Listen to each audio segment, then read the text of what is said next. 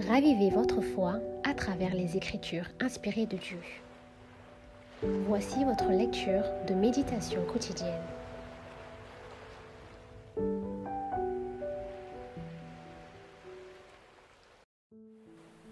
L'ennemi du bien a aveuglé l'esprit des hommes à tel point qu'ils s'approchent de Dieu avec crainte et le considèrent comme un être sévère et implacable. Satan fait passer notre Père céleste pour un être d'une justice inflexible, un juge sévère, un créancier dur et inexorable. Il dépeint le Créateur comme observant les hommes d'un œil scrutateur en vue de découvrir leurs erreurs et leurs fautes afin de les frapper de ses châtiments. C'est pour dissiper ce voile de ténèbres par la révélation de l'amour infini de Dieu que Jésus-Christ est venu vivre parmi les hommes.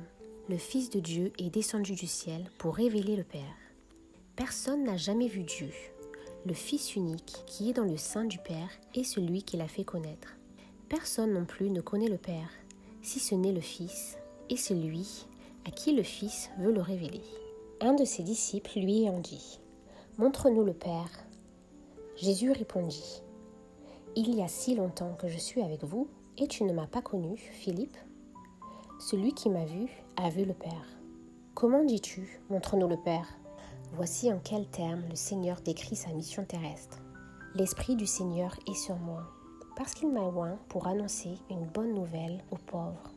Il m'a envoyé pour guérir ceux qui ont le cœur brisé, pour proclamer aux captifs la délivrance et aux aveugles le recouvrement de la vue, pour renvoyer libres les opprimés.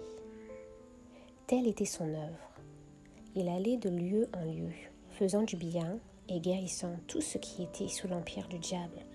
On pouvait trouver des villages entiers où ne se faisait plus entendre aucun gémissement arraché par la maladie. Il avait passé par là et guéri tous les malades. Son œuvre témoignait de sa divinité. Merci pour votre écoute et rejoignez-nous demain pour la suite de notre lecture. Que Dieu vous bénisse.